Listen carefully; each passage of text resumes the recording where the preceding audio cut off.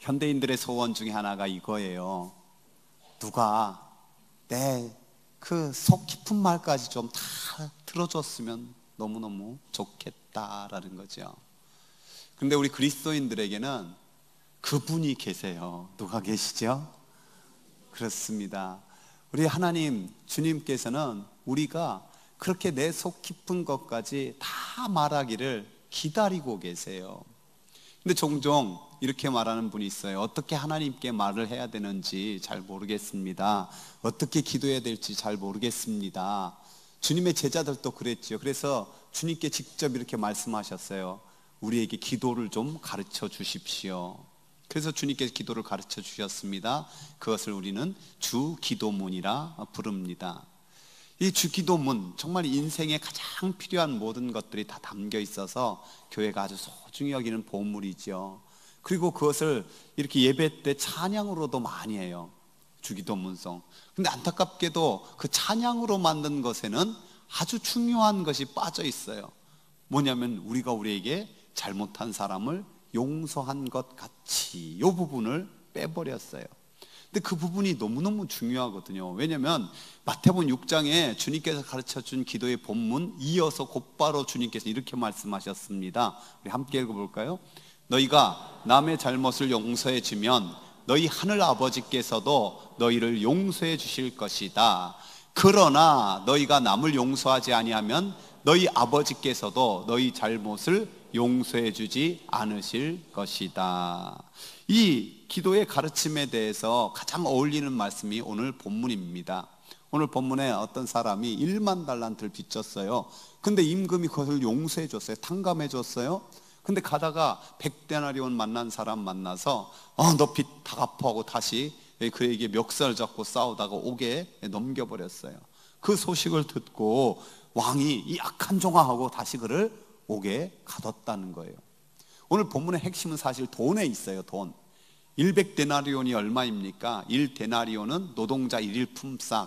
그래서 10만 원으로 하면은 100데나리온은 얼마예요? 1000만 원이잖아요.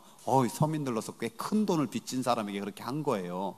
그런데 1만 달란트는 얼마냐? 달란트는요 무려 6,000데나리온이에요. 그러니까 1만 달란트는 얼마냐면 6조예요. 6조. 여러분 하도 TV나 어디에서 6조 뭐 몇십조 하니까 이게 얼마나 큰 돈인지 모르는데 1억이 커요 안 커요? 1억이 10,000개가 있어야 조예요. 그 큰 돈이 10,000개. 그러니까 6조는 6만 개나 있어야 돼요. 1억이 얼마나 큰 돈이에요. 근데 그렇게 6조나 되는 빚을 탕감받았다면은 1,000만 원 큰 돈이라고 하지만은 그거 앞에 비하면 이건 뭐 아무것도 아니잖아요. 어떻게 하겠어요? 만약에 제가 로또 30억짜리 당첨됐다고 합시다. 나가다가 나한테 친구가 30만 원 돈 꿔는데 그걸 못 갚아가지고 야 친구야 미안하다 내가 요새 형편이 어려워서 그럼 제가 어떡하겠어요? 여러분은 어떡하겠어요? 내두라. 그거 그냥 식구들하고 밥 한번 사 먹어라 뭐 이러지 않겠어요? 아니면 정말 좋은 친구면 그 친구 정말 믿을 만한 친구고 참 안타까운 마음이 들면은 이렇게까지도 말할 거예요. 야 너 정말 뭐 힘든 일 있잖아. 그러면 언제든지 말해. 내가 내 힘껏 도와줄게. 뭐 이렇게까지도 말할 거 아닙니까? 그런데 무려 6조나 탕감받은 이 사람은 그 1,000만 원 빚진 자를 그렇게 안 하는 거예요. 근데 그것도 이상한데 더 이상한 것은 여기 나오는 임금이 용서해줬다가 그렇게 했다라고 마음에 안 든다고 다시 용서 취소하고 감옥에 다시 가둬버리는 거예요. 여러분 여기 있는 임금 주인은 누구를 가리키고 있습니까? 하나님 또는 주님이잖아요. 그러면은 어떻게 하나님께서 탕감해줬다 용서해줬다 너 용서 취소다 탕감 취소다 하고 다시 옥속에 가둔단 말입니까? 그렇게 우리가 믿는 하나님이 변덕스러운 분일까요? 여기 본문에 다시 한번 생각해 봅시다. 1만 달란트 빚졌어요. 주인 왕한테 와서 왕이 엄하게 명령합니다. 너 말이야 너도 팔고 네 아내 자식도 다 팔고 네 가진 거 다 팔아서 몽땅 갚어. 여러분 그렇게 말하면 어떻게 대답해야 될까요? 6조인데 주인이여 용서해 주십시오. 나와 내 가족 몽땅 다 노예로 판다고 해봤자, 내 가진 거 다 판다고 해봤자 그 요만큼 뭐 눈곱만큼도 안 되는데요. 아니면은 좀 이렇게라도 말해야 될 거 아니에요. 잘못은 제가 했습니다. 죽을 사람은 접니다. 나만 죽이시고 그래도 불쌍한 내 아내와 내 자식들은 좀 살려주세요, 살려주세요, 이렇게 애걸 해야 맞는 거잖아요. 근데 이 사람은 어떻게 말했냐면, 조금만 참아주십시오. 내가 뭐 다 갚겠습니다, 이렇게 말한 거예요. 지금 여러분, 무슨 근거로 말하는지 이 사람 자신만만하게 말한 거예요. 이 사람이 자기 몸으로 자기 힘으로 모아서 갚으려고 하니까 지금 1,000만 원 빚진 사람 너 멱살 잡고 야 빨리 갚어, 이렇게 말하는 거예요. 이 사람 인간적으로 보면은 이 사람이 더 꽤 괜찮은 사람이에요. 왜 그렇습니까? 이 세상에 가끔 가다가 정말 엄청난 그렇게 일을 저질러 놓고 뭐라고 말해요? 배째라 뭐 이런다잖아요. 그러니까 이 사람은 인간적으로 보면 책임지려고 하는 꽤 괜찮은 사람. 그러나 하나님 앞에서 보면 이가 어떤 사람이냐? 교만한 사람이요, 오만한 사람인 거예요. 우리는 누구입니까? 죄인입니까? 의인입니까? 죄인도 되고 의인도 되죠. 근데 그 앞에 붙여야 될 단어가 있어요. 용서받은 죄인입니다. 용서받은 의인입니다. 왜냐면은 그 나의 모든 죄를 용서해 주시고 나를 의롭다 하시니까 우리는 겸손하게 의인이라도 또 주장해도 맞는 거예요. 그러나 반드시 죄인이라고 하든지 의인으로 하든지 그 앞에 용서받은이라는 것을 넣어야만 하는 거예요. 이것을 확신하고 확증하는 게 중요해요. 성경이 이렇게 말씀하고 있잖아요. 함께 읽어볼까요? 우리가 아직 죄인 되었을 때 그리스도께서 우리를 위하여 죽으심으로 하나님께서 우리에 대한 자기의 사랑을 확증하셨느니라. 안타깝게도 본문에 나와 있는 종은 그것을 확신하지 못한 거예요. 확증하지 못한 거예요. 그래서 내가 내 힘으로 이것을 갚으리라 하고 그 일을 행한 거예요. 죄의 원어 오페이라 마타, 이것은 죄라는 것과 동시에 빚이라는 단어와 같게 쓰이는 거죠. 그래서 우리 주님께서 십자가 위에서 다 이루었다라는 것은 다 갚았다, 내가 너의 죄값을 다 갚았다라는 것과 같은 선언이에요. 그래서 우리는 예수님이 그 죄값을 다 갚아 산 예수님짜리 인생인 줄 믿습니다. 우리 옆 사람에게 한번 이렇게 말해요. 우리는 예수님짜리입니다. 아멘. 그 예수님짜리로서 그 확신, 그 은혜 속에 거하는 게 참 중요하죠. 용서를 통해서 참 자유를 얻을 수 있고 하나님께 나갈 수 있고 모든 쓴뿌리가 다 깨지고. 누가 이런 용서의 은혜를 누립니까? 하나님의 용서를 확신하며 자기 자신을 먼저 용서하는 자예요. 하나님께서 우리의 모든 있는 모습 그대로 받으신 줄로 믿습니까? 그렇다면 그 하나님께서 용서하신 나도 내 과거의 허물과 또 그릇된 것들 용납하고 용서하고 새 출발할 수 있어야 돼요. 이처럼 용서한다는 것은 꼭 그냥 잊어버리거나 참는 게 아니라 다시 한번 의식적인 결단을 통해서 증오하거나 원망하거나 이런 마음을 끊어버리겠다는 거예요. 끊어버리겠다. 오늘날 많은 사람들이 감옥 속에 갇혀 살아요. 꼭 교도소 가서 산다는 게 아니라 그 미움의 감옥에, 원한의 감옥에, 증오의 감옥에, 분노의 감옥에, 거기서 빠져나오지 못하는 거예요. 그 대표적인 증거가 뭔지 아세요? 오늘날 엄청나게 팔리는 수면제, 두통약들, 또 마음의 온갖 질병들, 이 감기, 마음의 감기라고 불리는 우울증을 비롯해서 온갖 심리학자나 의사들이 말하기를 80%의 그런 모든 것들은요, 용서에서 나온다는 거예요. 용서 스스로 받지 못했다, 용서하지 못하겠다, 여기에서 이 문제가 나온다는 거예요. 나는 용서받았다라는 진정한 확신이 여기서 자유함을 출발하는 시간이 되는 거예요. 따라서 나는 용서받았다, 나는 용서받았다. 근데 스스로 용서하지 못하면 가론 유다가 돼버리고 말아요. 정말 주님의 은혜에 회개하고 눈물을 흘려야 베드로가 되는 거예요. 이 모든 용서의 절정을 보여주신 분은 우리 주님이잖아요. 주님이 자기들에게 침뱉고 책찍질하고 옷 벗기고 온갖 저주하고 또 십자가에 못 박은 그 사람들 향해서 이렇게 마지막 기도하잖아요. 아버지, 저 사람들을 용서하여 주옵소서. 저들은 자기들이 하는 일을 모르고 있습니다. 그 후에 스데반 집사 순교하는 장면을 성경은 이렇게 기록하고 있어요. 함께 읽어봅시다. 무릎을 꿇고 크게 불러 이르되 주여 이 죄를 그들에게 돌리지 마옵소서, 이 말을 하고 자니라. 얼마나 예수님 많이 닮았습니까? 제가 목사 장로도 아니에요, 권사도 아니에요, 집사예요, 집사. 근데 이런 놀라운 기도들이, 이 용서의 한 사람이 완전히 깨지잖아요. 누구입니까? 맨 먼저 돌을 던져서 그 옷을 지키고 있었던 사울, 그가 깨진 거예요. 아니, 그거는 예수님 만나고 깨졌는데요? 아니에요. 그거는 99% 여기서 깨졌는데 이미 임계점이 예수님 만나는 순간이 돼서 확 뒤집어지면서 완전히 뒤집어지는 거예요. 그가 이 스데반이 이렇게 순교하는 모습에 이미 그 마음이 다 무너지고 그 마음이 다 준비됐던 거예요. 제 말이 아니라 모든 성서학자들이 다 그렇게 말하고 있습니다. 여러분, 이처럼 예수님의 용서를 진심으로 경험한 사람은요, 용서의 삶을 사는 거예요. 왜냐면 가만히 보면 자기도 잘못한 게 많거든요. 아, 나도 잘못을 많이 했구나, 저 사람 나 때문에 얼마나 힘들었을까. 여기에서 용서와 화해가 진정으로 출발되어진답니다. 그러므로 우리가 남을 용서한다는 것 참 중요하지만 용서를 구하는 것도 중요해요. 내가 내 잘못을 시인하는 것도 너무너무 중요한 거예요. 용서를 구하지 않는 경우가 대부분 교만하기 때문이에요.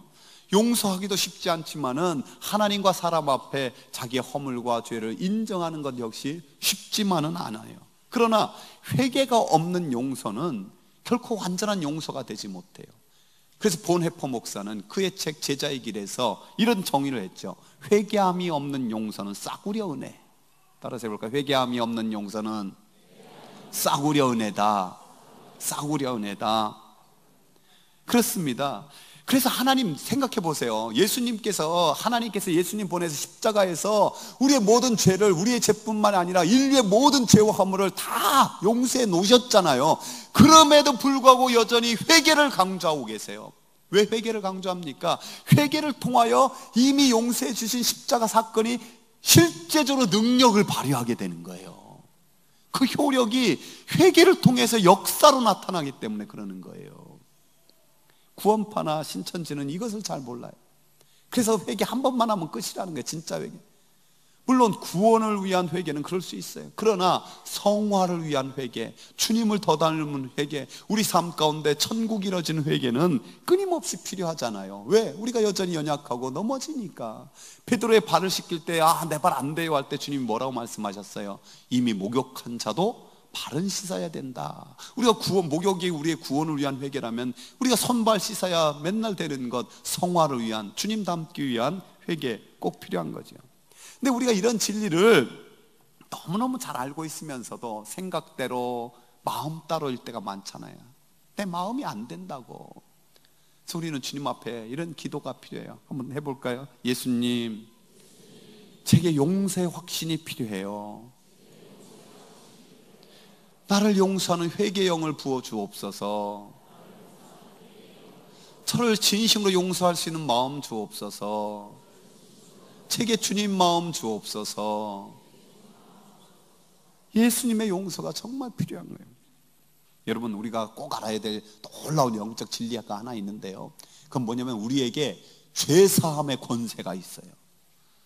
이런 말 해도 이게 얼마나 엄청난 건지 모르는데 일단 생각해 봅시다. 죄사함의 권세를 주님이 언제 확실하게 말씀하셨냐면은 십자가 예수님이 못 박히고 그게 무서워서 꽁꽁 숨었잖아요. 부활한지도 모르고 그냥 두려워가지고 죽을까봐 꽁꽁 숨어있는 제자들에게 주님이 나타나셔서 그 문을 다 잠갔는데도 그 사이에 쫙 나타나셔서 뭐라고 말씀하셨습니까? 그 손가락 창자국 이 못자국 다 보여주고 나서 이렇게 말씀하셨잖아요. 너희에게 평강이 있을지어다. 아버지께서 나를 보내는 것 같이 나도 너희를 보내노라. 평강이 있을지어다. 그리고 푸 하고 숨을 내쉬고 이어서 이렇게 말씀하셨어요. 함께 읽어봅시다. 성령을 받으라. 너희가 누구의 죄든지 사하면 사하여질 것이요 누구의 죄든지 그대로 두면 그대로 있으리라. 저는 그동안 말씀을 보면서 너희에게 평강이 있을지어다. 맞아요, 주님, 제게 평강이 필요해요. 성령을 받으라. 맞아요, 저에게 성령 충만함이 필요해요. 근데 그 다음 절은 별로 이렇게 관심을 집중하지 못했어요. 근데 주님이 분명하게 선포하는 거예요.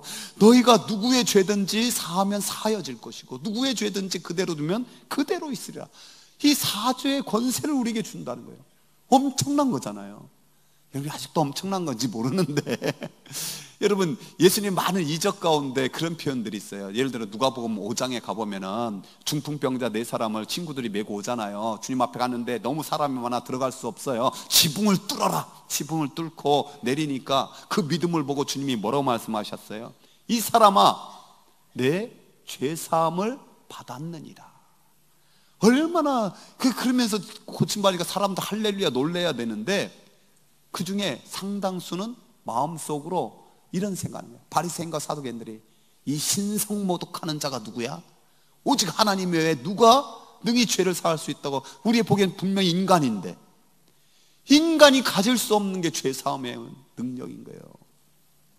그런데 왜 이 말도 안 되는 신적 권세를 예수님께서 그 제자들에게 누구든지 너희가 누구든지 죄를 사하면 사함을 받고 그대로 두면 그대로 있으리라 이렇게 말씀하는 걸까요? 여러분, 사람이 정말 하기 싫은 게 사실 가장 하기 어려운 게 진정한 용서예요. 왜냐하면 이 진정한 용서는 인간의 본성을 거스르기 때문에 그래요. 그럼 인간의 본성이 뭡니까? 내가 누구한테 뭐 좀 당했으면은 3배, 4배, 10배로 안갚음을 해야 좀 시원한 게 인간의 본성이에요. 가인의 후에 라멕이 그래서 그렇게 외쳤잖아요. 자기는 비록 살인했어도 남이 자기를 죽이면 그는 77배나 저주를 받고, 그게 인간의 본성이에요. 또한 인간이 가장 고귀하게 여기는 도덕과도 이 용서는 상관이 매치가 안 되는 거예요. 여러분, 도덕이라는 게 한마디로 뭡니까? 권선징악이에요. 악은 어떻게 돼요? 벌을 받아야 되는 게 이게 도덕인 거예요. 그런데 용서하라니까 이거 말이 안 되죠. 그런 증거가 우리 모두에게 다 있는데요. 여러분, 우리가 뭐 좀 이렇게 다투다가 뭐 하다가 이 하나님 안 믿는 사람도 마찬가지예요. 하다가 결국 안 되면 뭐라고 말합니까? 내 용서가 안 되고 도저히 뭐 할 수 없다 하면은 하는 말이 내가 하나님이야, 내가 예수님이야. 이게 변명이잖아요. 그건 뭐야? 나도 인간이야. 인간은 용서할 수 있는 존재가 아니라 이거는 하나님께 속한 거다. 그것을 나도 알고 세상 사람도 은근히 다 아는 거예요. 그런데 주님께서는 뭐라고 말씀하시냐? 이 부활에서 내가 너희가 죄 사는 권세가 있다고 말씀하시는 하나님의 아들이신 주님께서는 이렇게 말씀하시는 거예요. 내가 하나님 아들인 것처럼 너희들도 이제 하나님의 아들이야. 내가 너의 모든 죄를 나의 핏값으로 샀어. 다 씻어 주었어. 그 죄 사함으로 너희는 완벽하게 용서받았고 이제 부활의 권능으로 말미암아 너희에게도 죄 사함의 권세를 주노라. 용서할 수 있는 권세를 주노라. 1만 달란트나 탕감받았으니 100데나리온 정도는 용서 좀 하고 살아라. 이게 주님의 말씀인 거예요. 여러분, 우리가 하나님의 자녀의 권세가 있는 것을 믿습니까? 근데요, 여러분 잘 적용해 보세요. 하나님의 자녀의 권세를 뭘로 적용하느냐? 내가 구원받고 은혜 받는데 하나님의 자녀를 권세를 주장하는데, 이 땅에서 예수님 닮은 마음 품고 용서하고 화해하고 하나님 나라 건설하는 주님 닮은 마음에 이 하나님의 권세를 얼마나 쓰고 있느냐는 거예요. 오늘 본문으로 다시 돌아가 봅시다. 그 종을 불러서 주인이 이렇게 엄하게 명령해요. 악한 종아, 내가 빌기에 내가 내 빚을 전부 탕감하여 주었거늘 내가 너를 불쌍히 여김과 같이 너도 내 동료를 불쌍히 여김이 마땅하지 아니하냐. 그리고 옥에 가두었어요. 여러분, 그가 옥에서 얼마나 살아야 되는 거예요? 그 빚을 다 갚도록 하려면 평생 살아야 돼도 모자랄 거 아니에요. 옥에 갇혀 있으면 뭐 가족들이 뭐 동원해서 그 빚을 어떻게 갚겠어요? 여기 임금이 하나님을 상징한다고 말씀드렸는데, 그렇다면 하나님은 왜 그를 그 옥에 평생 그 감옥에 놔두셨을까요? 왜 그를 감옥에 가두셨을까요? 아무것도 보지 못하는 그곳에. 그런 거죠. 이제 내 의, 내 힘, 그거 보지 말고 주인의 좀 자비를 좀 봐라. 너에게 상처 주었다고 한 사람, 그 사람들만 보지 말고 주인의 마음을 좀 봐라. 불쌍히 여겨 완전히 탐감해주는 그 은혜의 확신을 가지도록 그에게 거기에 놔둔 거죠. 성경은 성경으로 이해하는 게 가장 좋아요. 따라서 성경은 성경으로, 성경은 성경으로. 제가 하나님 앞에 기도해봤어요. 이 본문의 말씀은 다른 성경은 뭘까요? 그러다가 가장 좋은 게 욥기를 생각나요. 욥기. 욥이 자기에게 삶의 고난에 찾아왔을 때 처음에는 주신 분도 하나님이요 거두신 도 하나님, 멋지게 말했다. 결국 전체를 보면 어떻습니까? 나같이 하나님 믿은 사람에게 왜 이런 고난을 주십니까? 이거 아니에요. 근데 그가 하나님의 절대 주권을 만나고 하나님 앞에서 이제 하나님을 직접 만나고는 뭐라고 고백해요? 내가 주께 대하여 귀로 듣기만 하였사오나 이제 눈으로 주를 배움나이다. 그러므로 내가 스스로 거둬들이고 티끌과 재 가운데서 회개하나이다. 이 회개를 하나님께 받으세요. 받으시고 또 그에게 말로 괴롭혔던 그 친구들에 대해서 이렇게 명령을 내리세요. 같이 읽어볼까요? 너희는 수소 7과 수양 7을 가지고 내 종 욥에게 가서 너희를 위하여 번제를 드려라. 내 종 욥이 너를 위하여 기도할 것인즉 내가 그를 기쁘게 받으리니 너희가 우매한 만큼 너희에게 갚지 아니하리라. 이는 너희가 나를 가리켜 말한 것이 내 종 욥의 말과 같이 옳지 않음이라. 너 욥에게 잘못했으니 네가 뭐 좋은 말 한다고 했지만 욥의 마음을 더 팍팍 긁어만 놨으니 너 이런 거 가져가서 제사 번제 드리고 욥이 너를 위해서 기도하게 해라. 용서하게 하라는 거죠. 그러면은 욥을 받는다는 거예요. 그리고 너희들에게 그런 잘못한 걸 갚장해. 그래서 그들이 어떻게 했어요? 그 결과를 한번 봅시다. 같이 한번 더 읽어봅시다. 이에 대만 사람 엘리바스와 수아 사람 빌닷과 나아만 사람 소발이 가서 여호와께서 자기들에게 명령하신 대로 행하니라. 여호와께서 욥을 기쁘게 받으셨더라.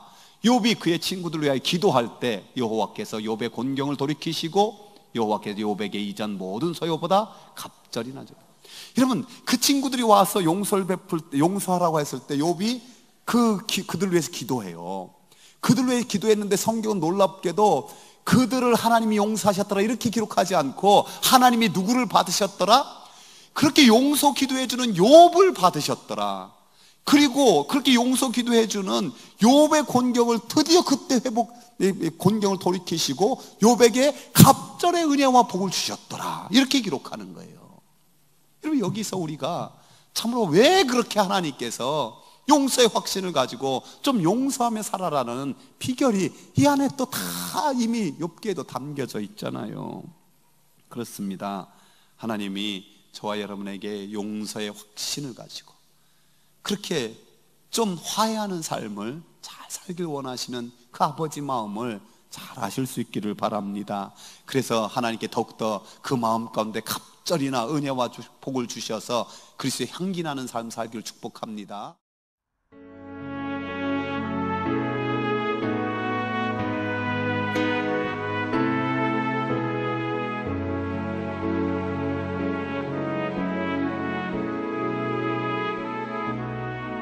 주님